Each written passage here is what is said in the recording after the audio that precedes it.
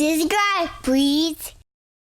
Hey guys, welcome back. It's your favorite Gimp with a Limp, and I am here with just a quick video for you showing off some of the new items for the other faction, the Separatists, which I originally did not intend on getting. I ended up actually getting these because there was a really good sale going on at Barnes & Noble where they had buy one, get one going on, and it included the Xwing components. And I gotta say, just off topic, I'm never dealing with Barnes & Noble again. They have the flat worst customer service, just period. Especially like their online component. In store is better, but dealing with them online was a problem. I was having a problem trying to place the order to get them and tried to get their online people to help me in placing the order, and they were argumentative back and forth over it. And they're like, well, we can't help you with an order that you didn't place. And I'm like, I can't place the order on your website. That's what I'm talking to you about. And I got the circle jerk type, corporate speak from them of, so sorry, not sorry, tough crap, whatever. Ended up going in store, and I actually had pictures on my phone, taking screenshots of the sale just in case. And I had it up on the website. It was still there, still showing the price.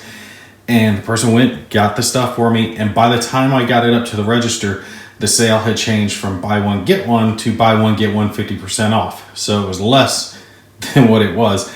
And I tried talking to the manager about it. Like, look, I'm showing it. It's like right here what the price is. And the website updated, just going from one thing to another. And they stood their ground on it. And I was like, okay, I'm just going to get these and I'll just shop elsewhere from now on. And that's just what I'm going to do. But I am happy that I did get them at a discount, so I was able to get the Separatist faction. I've got examples of all three of the different components that you can get. There's the triple pack, just like the Republic had, large ship, and then the single pack for the droids as well. I went ahead and opened them all up and pulled out specific cards. Because, of course, like this with the triple, it has a whole lot of upgrades and stuff that we've already seen. So you guys don't need to see all that. I went ahead and pulled that out and just got some of the new stuff to show you guys what comes with it. Of course, with this one, you do get 3 ships. You do have 2 of these droid fighters. You can get it in the light there. And I like the paint scheme on these things. They look really cool. And I'll show you the other paint scheme on the other one in a minute. Now, with this Belub, whatever the hell its name is, Belubub Fighter 22, but I think of it as the Beelzebub. These things evidently have a problem from the manufacturer because I have 2 of these sets, right? And that means I got 2 of these fighters. But the first one I was trying to put on the peg was backwards. And you can tell because, if you can see it, see how there's an arrow there on the bottom? So this is the front of the base itself, but you see the fighters pointing this way. And I was like, okay, well, that one was just backwards. It's not that big of a deal. Went ahead and put it on the base in the correct, or I just turned it around. So the base is backwards, but it doesn't really matter. It all has to do with aligning the pegs. Well, not only was that one backwards, or this one was backwards, unless I'm totally messed up, because as far as I understand, this is the front of the ship, And I think the manufacturer, whoever's putting these together over in China, messed it up and was thinking this is the back of the ship, because for both of mine, the base is backwards. Not a huge deal because you just have to turn the base peg around. It's really not game breaking in any way, shape, or form. But it is neat that I noticed that. I think the manufacturers did get it backwards and think this is the front of the ship. So you guys let me know down in the comments, those of you who do play Xwing, if your 22 fighters for the Separatists are backwards as far as the base is concerned as well. So we do have those, and these fighters are kind of like the Separatist version of a Xwing, I guess. They have decent firepower. We'll go ahead and show you the card for it, the stats. 3 firepower, so that's good. 2 evasion, decent. 3 hull and 2 shields, so not that good on hull and shields, especially for the amount of evasion they have, but they are relatively maneuverable. We'll get into the card more specifically, but I want to show you guys the dial for it very quickly. Let's turn it so the 1 is north, and this is for that, isn't it? Nope, this is the Vulture. I was going to say that doesn't have a 1 turn. Here we go. The Beelzebub 22 fighter. Alright, now let's turn it. And you can see it has 1 hards that are white, 1 banks, 2 hards that are white, which is always a good thing to have, 3 sloops, 3 hards, which are red, which are kind of understandable. Those are very rarely white. Depends on what it is. And it can go 5 straight, so it's relatively fast. It's maneuverable. Good dial. I gotta say, I like the dial for it. Not anything beyond the ordinary. It's pretty much their like standard fighter. The dials for the droids, though, they are absolutely different. They have 1 hards, but they have, for the first time that I've seen it, 1 K turns. A 1 speed K turn. They can turn around on a dime. But I've watched some videos with these droids in it, and that 1K is actually like, it can be a miss because you want to turn around behind your opponent, obviously. But sometimes, and a lot of times, that 1K doesn't clear, especially if it's a large base there in front of you. That 1K isn't going to clear it, so all you're going to do is stress yourself. And the only other thing they have for turning around is a 2 Talon. So unless they're in the right place, they're not going to be able to use that turnaround ability. Big drawback on these guys, they don't have a 1 straight or 1 banks, so you're not going slow with them. And their 3 banks are red. Their 3 hard turns are white, which is good, but their 3 banks are red. So the maneuverability is a little lower on the droids. It's a unique dial. I haven't seen a dial similar to this before, especially with that 1K turn. So it's going to be fun to try these guys out. Let's take a look at the cards real quick that I picked out. First for the fighter, of course, General Grievous. When you take and perform a primary attack, if you are not in the defender's firing arc, you may re-roll. I'm all blah blah choked up. You may re-roll up to 2 attack dice. That's pretty much almost a built-in fire control or target lock rather, if you're not in the defender's firing arc. So you combine that with something like outmaneuver for a talent, and that can give you a lot of firepower going down range if you can get around behind or to the side of your opponent. They do have relatively built-in kind of push the limit with the barrel roll focus or boost focus. So it's their maneuverable fighter. I think they're about as maneuverable as an Xwing, or more like probably a T-70. A little less hull and shields again, but they don't cost as much. These things cost somewhere in the nature of 40 to 45, 50 points, depending on who you have piloting it. So they're not too expensive. You can get a few on the board. I think they're probably better if you just have one as like a bonus, you know, someone who's kind of leading your droids, you know, something like that. Wat Tambor, I have seen this guy used a lot. When you perform a primary attack, you may re-roll 1 attack die for each calculating friendly ship at range 1. Of course, you're going to have a lot of droids who are doing nothing but calculates around you, so you're going to get a whole lot of those re-rolls. Captain Sear, I think, looked fairly interesting. Only pilot skill 2, but when a friendly ship at range 0 to 3 performs a primary attack, if the defender is in the bullseye before the neutralize result step, the friendly ship may spend 1 calculate token to cancel 1 evade result. That's kind of like a better built-in crack shot that you can use your calculate tokens for. That is a awesome ability, I think, in my opinion, especially if you have a swarm of these little droids around that can take and get right on top of the enemy, have them in their bullseye, pop those calculates for taking away the evades, get those hits through. Because with these droids, you definitely want to take and get those hits through because they will go down quick. Kraken, of course, gives you the ability to calculate, but it allows up to 3 ships at range up to 3 to hold on to their calculate token. That's an awesome ability, of course. We've seen that used. And this one, which one was this? Is this the attack? Yeah, there's a couple of these types of bonuses. It's a new type of upgrade card. I forget exactly what it's called. But when a friendly ship at range 0 to 3 performs a primary attack against the defender in its bullseye, if there are 2 or fewer attack die, it may spend 1 calculate token to add 1 result. That's awesome. Gives your droids more firepower. Ship upgrade for the 22 fighter. While you defend, if the attacker is outside your firing arc, you may reroll 1 defense die. Plus, it gives you a couple extra hull. Always a good thing to have. Grappling struts are for the droids. These things basically can drop onto debris or an asteroid, and instead of being a fighter at that point, they're a turret, and they'll rotate in place and fire at someone.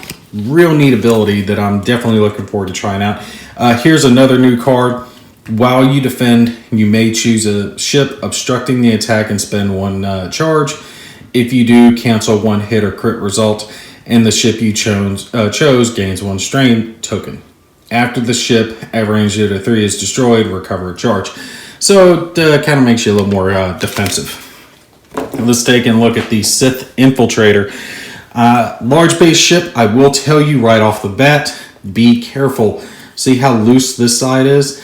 When I was pulling it out of the case, this wing actually popped off, and it didn't break in such a way that I couldn't fix it, so I just glued the end cap piece here back on that holds the wings. They're kind of like hinged on there. But this side, and it's like this on both. I got 2 of these as well. Both of them, the left side wing is fairly firm to where you can move it, but the right side wing isn't, and it's loose like this, so it's kind of going to be hanging down. I'm honestly thinking at this point of just either folding them all in or folding them all out and just gluing them in place to keep them from breaking, from moving around, or flying around looking like that. But other than that, definitely a cool looking ship. I think it's awesome. I'm really looking forward to get this on the board.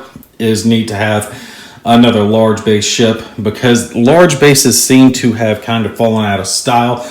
It seems to be all about the small base and the medium base, unless you're flying that Upsilon shuttle right now. So I think these things are going to see play, especially because they're not that expensive for what they bring to the table. We'll see when we look at their cards, but they're essentially the same hull and shields as a fire spray. So they're good for the cost that you're paying, and then you've got force on some of these guys. Really looking forward to trying them out. Let's take a look at their dial real quick. Rotate it so 1 is up top, and you can see for a large base ship, these things are maneuverable. 1 straights and banks are blue, 1 hards are red, and just the fact that you have a large base ship with a 1 hard is awesome. Regardless of the fact that it's red, you can get around it being red. You have, a lot of these guys have force, which can be used as dice modifiers. So even if you're missing your action for being stressed, you still have force to make up for that. 2 sloop, that's awesome. The 2 hards being white, that's awesome. 3 hards being white, that's awesome. And a 5K to boot on top of all the other maneuverability. So I see these actually getting a lot of play. The first list that I'm actually thinking about taking out definitely has Darth Maul on it. Speaking of which, let's go ahead and take a look at Darth Maul. Darth Maul, after you perform an attack, you may spend 2 force to take and perform a bonus primary attack against a different target. But if you missed your first attack, you can perform the bonus against the same target. That is a outstanding ability. That's the dark side version of Dengar. Has your basic focus, target lock. Does have a barrel roll, but it's red. And of course you can get, I think the Separatists have access to upgrades that'll make that white, but I'm not entirely sure. But like I said, you can see, with the exception of it having 1 lower evasion and doesn't fire out of a back arc, of course, it's pretty much a fire spray. 3 attack, 6 hull, 4 shields, and that's awesome. The Darth Maul having 3 force, that just puts him way towards the top. 5 pilot skill, and then you combine him with a bonus, an upgrade card we're getting ready to see for the force users called Hate. It's going to make him a wrecking ball on the map. Definitely looking forward to trying him out. Count Dooku, I don't know how well he'll do. He's got 3 pilot skill. After you defend, if the attacker is in your firing arc, you may spend 1 force to remove 1 of your blue or red tokens. It's not bad. After you perform an attack that hits, you may spend 1 force to perform an action. that can come in handy, maybe. I don't know, get your focus back, something like that. We'll see. And then 066 is pretty much the same as Count Dooku, with the exception that he's using a calculate token instead of a force. And then, of course, you got generic pilot skill 2 ship. Now, these things are neat. The probe droid, which you actually get a token for, and you can see it's got slots to put maneuver dials into. So you can hook up a maneuver dial and move this thing around. And what these things do is they basically let you use them as a point that you can measure from to get a target lock or to perform another action. I can't remember off the top of my head. When a friendly ship locks an object or jams, that's it, jams, it may measure its range from you. That's freaking sweet. So you have a ship on the board. It's only got one hull, but it's got 3 evasions, so it'll stick around. After an enemy ship overlaps you, that ship rolls 1 attack die. On a focus, you suffer 1 damage, so you can be ran over and destroyed. System phase. At your initiative, which is 0, you may relocate using a 2 bank, 2 straight, or 2 other bank. So these things can move around. That is just interesting. Remote droid units. And this isn't the only one. There's another one that I'll show you guys here in a sec that can be used. And that's going to be something that you could pop out on the board, and it's giving you advantages, so your opponent's going to want to take it out. Ship card for the Scimitar gives it the cloak ability and jam ability. After you place your forces in setup, you may cloak, so you can start cloaked. And after you decloak, you may choose an enemy ship in your bullseye. If you do, it gains a jam token. Neat ability. It only costs 4 points, so it's not too expensive either. This is one I'm thinking about using on the first time I try this out. When a friendly ship at range 0 to 3 defends, it may spend 1 calculate token. If it does, add 1 evade result unless the attacker chooses to gain a strain token. They're not going to want to gain strain tokens because the units that are going to get this are more than likely going to be your droids, right? You'll have a bunch of generally low pilot skill droids flying around helping you out. This is going to make them last longer. They're going to die, all right? You'll see their stats here soon, but they're going to die. They don't have very much hull. They aren't that evasive, so they're going to go down. Keeping them on the board longer makes your opponent have to choose. Do I focus on those droids and try to get them off the board as quick as possible, or do I go after the more important threat, giving those droids time to do what they're going to do, which is swarm, get in my way, fire their attacks, all that type of stuff. Real neat ability. I'm looking forward to trying that one out. Count Dooku. Before a ship at range 0 to 2 rolls attack or defense dice, if all of your force are active, you may spend 1 force and name a result, and then if they roll it and they don't get it, blah, blah, blah. It's basically Chancellor Palpatine from before, and you're spending a force to get that. And he's not the backwards. General Grievous, I'm looking forward to trying out as well as a upgrade card. While you defend, after the neutralize result step, if there are 2 or more hits or crit results, you may spend 1 charge to cancel 1 hit or crit. After a friendly ship is destroyed, recover a charge. Well, again, you're going to have a lot of little droids. They're cheap, so you'll spend these to try to keep them around longer. You'll take and spend the charge, get the charge back when one of them pops, spend it again to keep them around longer. And I think this is 3 points. For 3 points, it could end up being worth it. This is the probe droid that I was just showing you guys, and the biggest upgrade of all, 3 points for this, and it is sickeningly sweet, especially on the characters like Darth Maul. After you suffer 1 or more damage, recover that many force. Gives you the ability to take and use your force a lot more freely than you would normally, because you're going to get that force back. All right, and last ship, of course, not going to go over the dial again. It is the other droid that you can get 1 of. I just picked up 1 of these because I wanted to have 5 of the droids total for the potential list I was going to make. another paint scheme on these guys. So there's 3 possible. There's the 2 that you can buy, and then there's one that they had at one of the conventions. So neat little ship. I like these little droids. And there were a few extra cards. I'm not going to go through all the droid cards. You can see 2 attack, 2 evasion, and 3 hull. Again, they've got interesting type of maneuverability. They do have a built-in ability. While you defend or perform an attack, you may spend 1 calculate token from a friendly ship at range 0 to 1 and to basically use it. So you want to fly these guys in swarms so they can all calculate and then use up what they can, then have the Kraken upgrade to keep the ones that you ended up not using. And just the droid pilots, grappling struts we went over. Energy shell charges. I have not got to try these out yet, but I am going to try them out first thing. Gives the droids some more punch, but it makes them more expensive. If I remember right, the base droid at pilot skill 1, the cheapest one you can get is 20 points. This is 4 points. So you could have 8 of those total with energy shell charges. I wouldn't go with that.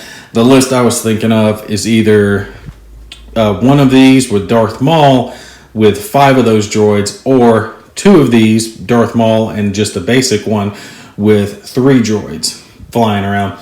But I want to have these on it, and really you want the droids to last long enough to at least pop this once, right? Gives them 1 good attack, and it can be reloaded. You can take an action to reload that card.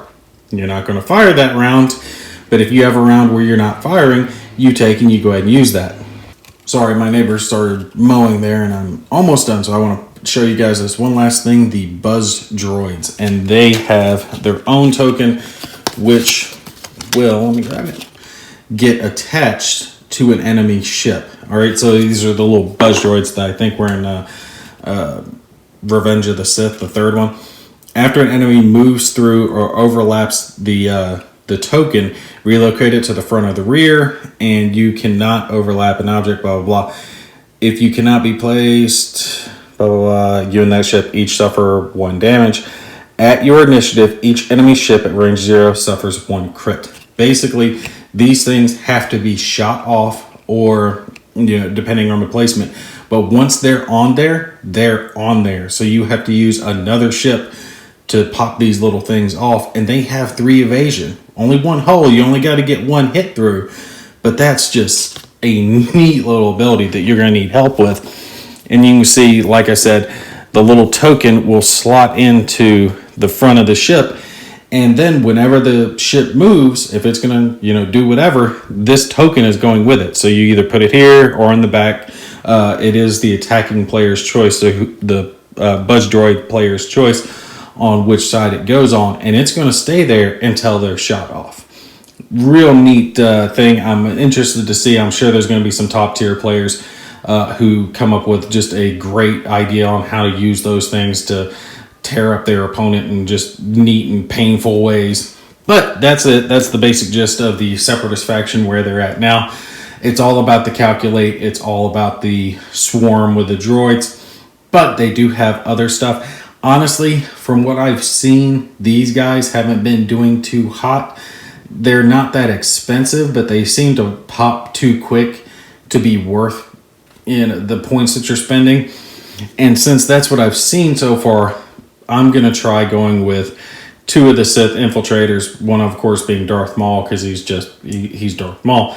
And then putting the rest of the points into droids, hoping that they'll take and shoot at my droids, giving my infiltrators time to take and do what they're going to do. And whatever damage the droids do before they go, is good. But you can get, for the price of, I think, 1 T-70 that's a named pilot, you can get 3 of these droids on the board, putting rounds down range.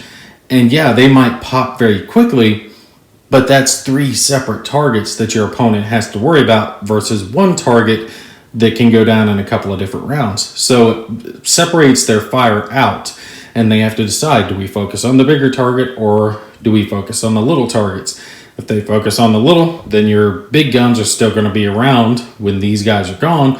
But if they try to take out your big guy, you can swarm them with your droids while he bugs out or does whatever he's going to do. Real interesting faction.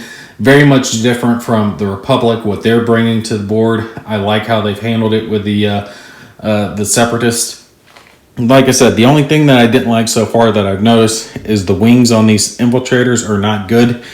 And these guys are put on backwards unless I just so happen to get two that were put on backwards. Like I said, you guys put it down in the comments. Let me know if I'm the only one who got these backwards or not. All right, but that's going to be it for me. You guys take care. I'll catch you in the next one.